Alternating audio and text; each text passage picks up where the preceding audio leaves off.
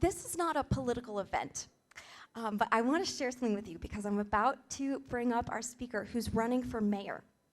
I have a friend, I have a friend who's really into politics, and he invited me to, this is Lisa Calderon right here, she's like ready to come up, but he invited me to her talk a couple months ago, and I said, hey, you haven't been involved with politics for a while, like I forgot that you even do that. And he said, well, there weren't any candidates who I felt like I could back until Lisa got back on board with running.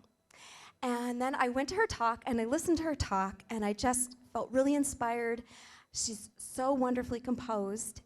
And then I found out that she grew up with child hunger, which made me think that she'd be a great person to come. Last year we played this video from No Kid Hungry, the charity that we're donating to, and that was really sweet, but isn't it better when you can have a live person? And I'll share a couple more things about Lisa. In 2019, she became the first woman of color to make the mayoral ballot, garnering 33,100 votes for an impressive third place primary finish as a first-time candidate. Her race was featured in the acclaimed 2021 documentary, Running with My Girls, by independent filmmaker Rebecca Henderson. So be sure you grab that, Running with My Girls, and watch that. So Dr. Calderon's extensive 25-year career as a service provider, community leader, and educator in the areas of law and policy has focused on criminal legal system transformation, addressing gentrification and displacement, protecting parks and open spaces, combating environmental racism, and increasing gender equity. Would you all help me and put your hands together so that we can invite Lisa Calderon up to the stage?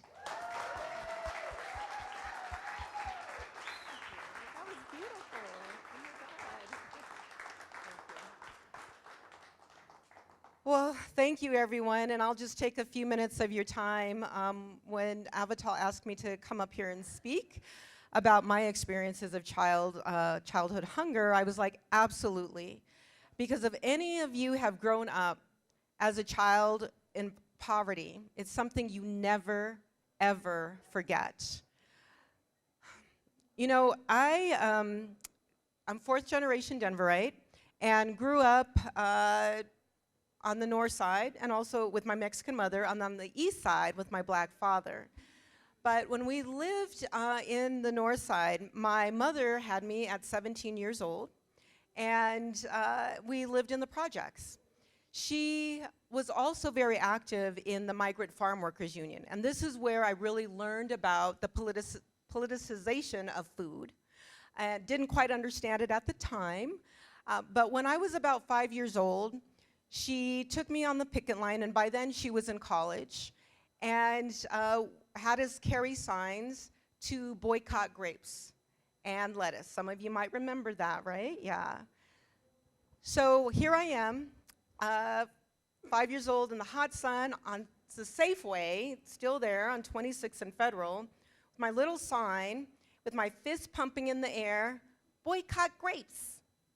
And not knowing why I was doing it, and when I asked my mother, like, why can't we eat the grapes? And just mind you, this was a big deal. That's when fruit was seasonal. And so we would have to wait once a year to have grapes. So for us who were on food stamps, it was a delicacy. So why am I out here in the hot sun boycotting something that I really, really wanted? And so my mother's response to me was, because there is blood on them. Now, of course, in my 5-year-old brain, I thought that there was literally blood on them. So every time we'd go into the Safeway, I'd look for the blood speckles on the grapes.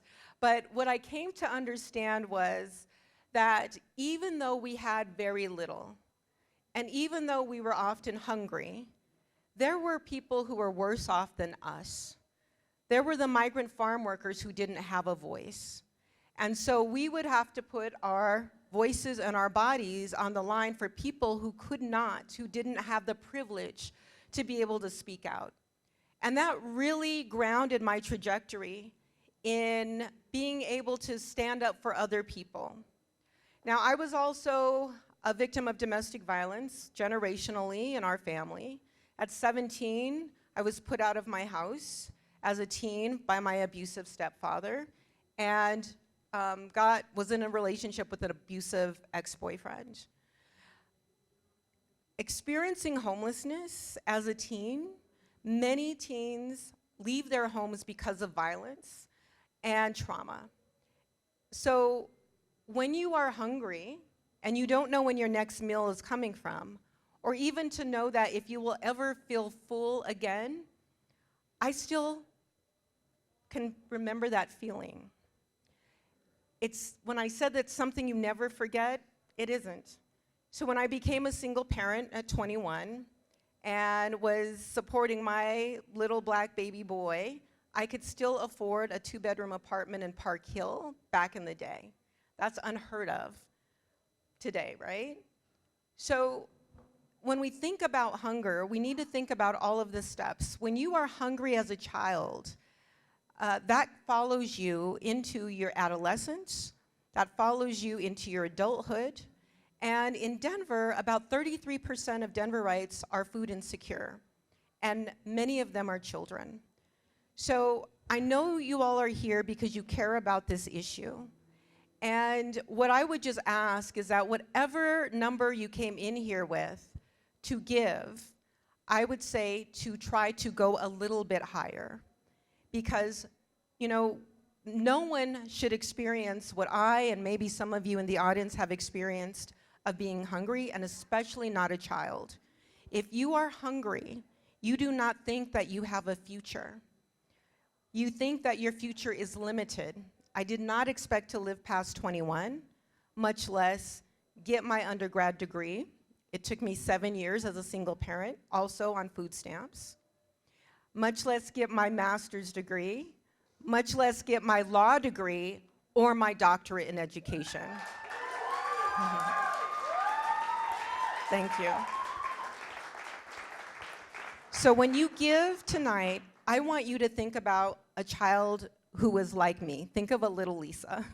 And think about investing in their future by making sure that they have enough to eat. So I want to thank you all for being here tonight. I want to thank you for your time and listening to me. And I want to thank you for the donations that you are going to give later on. And I don't know if there's a pair of fairy wings downstairs, but if there are, let me know, because that was something that I also wished for as a child. And so maybe as an adult, I'll get my fairy wings. Thank you all so much.